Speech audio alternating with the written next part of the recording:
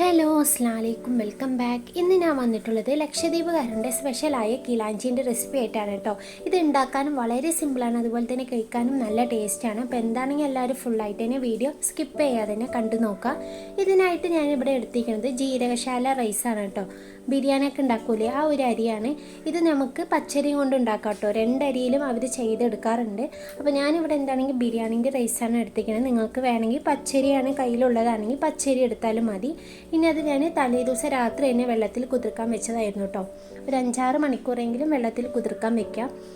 ഇനി ഒരു മിക്സീൻ്റെ ജാർ എടുക്കുക, അതിലേക്ക് അരി ചേർത്ത് കൊടുത്തിട്ട് ഒരു കോഴിമുട്ടയും കൂടി ഒന്ന് പൊട്ടിച്ചൊഴിക്കുക കേട്ടോ. ഇനി അതിലേക്ക് ഒരു ഗ്ലാസ് വെള്ളം കൂടി ഒഴിച്ച് നല്ലോണം അരച്ചെടുക്കാം. ഇതൊട്ടും കട്ടി പാടില്ല കേട്ടോ. നല്ല ലൂസ് കൺസിസ്റ്റൻസിയിലാണ് ഈ മാവ് കിട്ടേണ്ടത്. ഇതേപോലെ തന്നെ ഞാൻ 2 ട്രിപ്പ് ഇവിടെ അടിച്ചെടുത്തിട്ടുണ്ട്. ഇനി നമുക്ക് ഈ ഒരു ബാറ്റർ ഒന്ന് അരിച്ചെടുക്കണം കേട്ടോ. ഇതിലൊട്ടും തരി പാടില്ല. തരി ഉണ്ടെങ്കിൽ നമുക്ക് ഈ അപ്പം പെർഫെക്റ്റ് ആയിട്ട് കിട്ടൂല കേട്ടോ. നിങ്ങൾ മാവ് അരച്ച ശേഷം എന്താണെങ്കിലും അരിപ്പയിലൊന്ന് അരിച്ചെടുക്കണം കേട്ടോ. അപ്പോൾ ഞാൻ ഈ ഒരു റെസിപ്പി റീൽസ് കണ്ടിട്ട് ഉണ്ടാക്കി നോക്കിയതാണ്. ഉണ്ടാക്കി കഴിഞ്ഞപ്പോഴാട്ടോ മനസ്സിലായത് എന്താണ് ഈ സംഭവം. നല്ല ടേസ്റ്റ് ആയിരുന്നു, അതുപോലെ തന്നെ ഉണ്ടാക്കാനും നല്ല സിമ്പിളാണ്. അപ്പോൾ നിങ്ങൾ എന്താണ് വീട്ടിൽ പച്ചരിയൊക്കെ കാണുമല്ലോ, ഒരിക്കലെങ്കിലും ബ്രേക്ക്ഫാസ്റ്റിനായിട്ട് ഇതൊന്ന് ഉണ്ടാക്കി നോക്കൂ കേട്ടോ.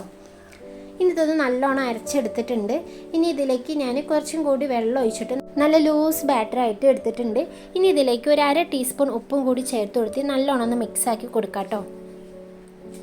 അപ്പോൾ ഇത് കണ്ടില്ലേ, ഈ ഒരു ലൂസിലാണ് കേട്ടോ നമ്മളുടെ ഈ ബാറ്റർ ഒന്ന് കിട്ടേണ്ടത്.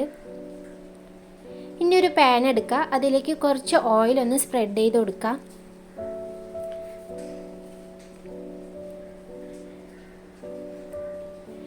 ഇനി മാവിന്ന് ഒരു തവി കയ്യിലെടുത്തിട്ടൊന്ന് ഒഴിച്ചു കൊടുക്കാം കേട്ടോ. ഇനി ഇതേപോലെ തന്നെ കൈ കൊണ്ടൊന്ന് ചുറ്റി കൊടുത്താൽ മതി. അപ്പോൾ നമുക്ക് ഈ അപ്പം മൂടി വെക്കേണ്ട ആവശ്യമില്ല, അതുപോലെ തന്നെ മറിച്ചിടേണ്ട ആവശ്യമില്ല കേട്ടോ. ലോ ഫ്ലെയിമിൽ വെച്ചിട്ട് വേണം കേട്ടോ ഇതൊന്ന് കുക്ക് ചെയ്തെടുക്കാൻ. അപ്പോൾ ഇതേപോലെ പാനൊന്ന് വിട്ട് വരുന്ന സമയത്ത് കൈ കൊണ്ട് തന്നെ അങ്ങോട്ടും ഇങ്ങോട്ടും ഒന്ന് ആക്കി കൊടുക്കാം. ഞാൻ ഈ പറയണേക്കാളും നിങ്ങൾക്ക് ഇത് കാണുമ്പോൾ മനസ്സിലാവുണ്ടാവും. ഈ ഒരു സ്ക്വയർ ഷേപ്പിലാണ് കേട്ടോ അവർ ഈ അപ്പം ഒന്ന് ഇങ്ങനെയാണ് കേട്ടോ അവർ ഉണ്ടാക്കിയെടുക്കാറ്. അപ്പോൾ ഞാൻ എന്താണെങ്കിൽ എല്ലാ അപ്പം അതേപോലെ ചെയ്തെടുത്തിട്ടുണ്ട്. ഇനി ഇതിൻ്റെ ബെസ്റ്റ് കോമ്പിനേഷൻ തേങ്ങാപ്പാലാണ്.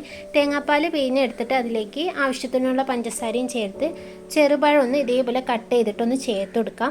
അപ്പോൾ നിങ്ങൾ എന്താണെങ്കിലും ഈ റെസിപ്പി ഒന്ന് ട്രൈ ചെയ്തിട്ട് ഫീഡ്ബാക്കും കൂടി അറിയിക്കണേ. ഈ വീഡിയോ ഇഷ്ടമാവുകയാണെങ്കിൽ ഒന്ന് ലൈക്ക് ചെയ്യാനും സബ്സ്ക്രൈബ് ചെയ്യാനും മറക്കരുത്. അടുത്ത വീഡിയോ ആയിട്ട് വീണ്ടും കാണാം.